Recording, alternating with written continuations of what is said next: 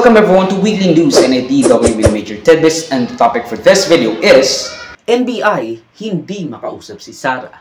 Ilang beses nang inibitahan ng National Bureau of Investigation sa kanilang hearing si Vice President Sara Duterte para sumagot sa mga katanungan to see if ang sinasabi ni VP Sara sa online press conference sa selda ng kanyang Chief of Staff, Attorney Zuleika Lopez, kung saan isang generational crash-out ang nagbunyag ng kanyang mga hinaing.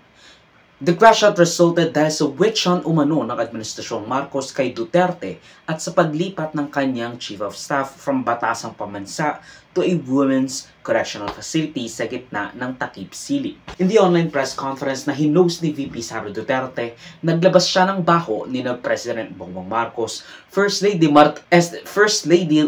Liza Araneta Marcos at House Speaker Martin Romualdez. Pero ang naging highlight ng press conference na iyon, especially sa national at international media, is the fact na sinabi niya ang bing-chilling na revelasyon na may kinausap na raw siya si VP Sara Duterte para ipapatay sina PBBM, Liza Marcos at Martin Romualdez kung siya ay mamapatay or mapapatay.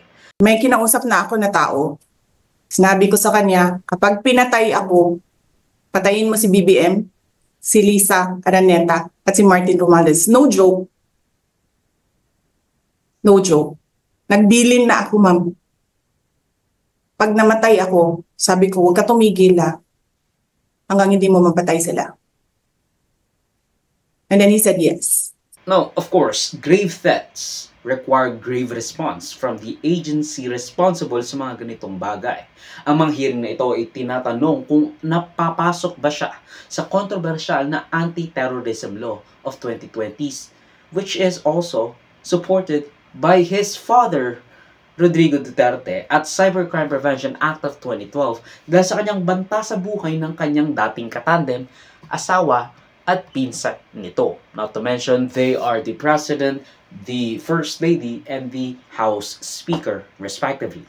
It'll be so funny kung makakasuhan si VP Sara Duterte sa batas na inendorso ng kanyang ama na pinalagan ng maraming progresibong grupo dahil sa iilang mga probisyon at section nito na masyadong vague at usually up for interpretation, which could lead to human rights at constitutional rights abuses katulad ng pagdetene sa mga tao with, no warrant. Ngayon, mukhang sa kanya na gagamitin yung pinipilit ng tatay at ng mga DDS laban sa kanya.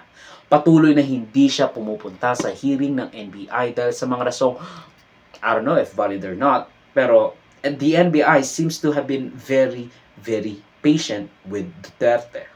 Sinabi ni VP Duterte na idine-deny ang mga paratang kuno na siya ay nagbitiw ng mga dangerous na pananalita laban kay nila PBBM, First Lady Liza Araneta Marcos at House Speaker Martin Romualdez. At kulang daw ito sa konteksto. It's all about the context.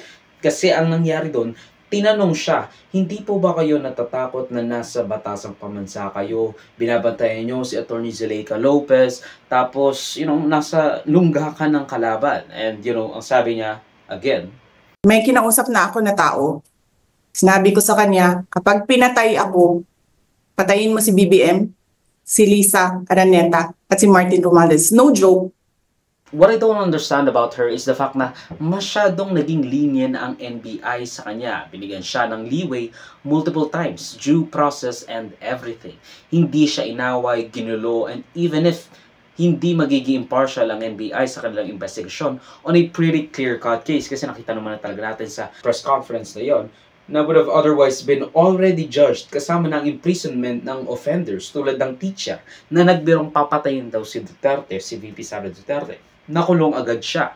Pero hindi Even if hindi maging impartial ang NBI dahil under ito ng DOJ, which reports to the President, why would you not take the chance to actually say your piece? Binibigyan mo lang ng pagkakataon ng mga taong gobyerno para mas lalo kang idiin. Because you're digging a deeper dipshit hole sa hindi pagsipot sa mga hearing ng NBI. Ano na lang, di ba, ang sasabihin nila? Sasabihin nila, binigyan ka ng leeway ng due process, naging pasensyoso sila sa'yo. Pero you still did not take the opportunity to defend yourself, and now you have waived it.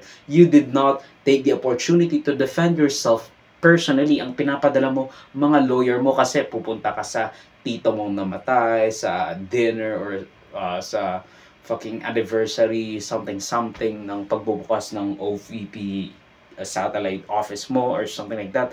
I don't freaking know, pero parang ang nangyayari kasi dito, kumbaga binibigay nila lahat ng baka magamit sa kanila if talagang lumaban talaga sila kay Duterte. Kasi again, malakas pa rin si Duterte, but that does not change the fact na binigay na nila lahat ng leeway na gusto nilang ibigay, na pwede nilang ibigay. Binigyan nila ng due process si Duterte. Pero what did that result into? Wala. Kasi nga hindi cooperative si VP Sara Duterte. And that's her fault. Ang video clip na ito ay galing sa aking series na News and Worthy Recap. Check the entire video for the complete weekly news recap and subscribe to the channel to be kept up to date sa mga local at global news na I'll make sure would be interesting to you particularly. Di ko alam yung name mo, pero you should subscribe. Muhammad Smith? I don't fucking know. John Smith? Sa mas manunod mga kabayan, avoid me, like, subscribe, follow my links in socials and avoid. Show set na would be linked down below. Sa susunod muli, of course, paalam.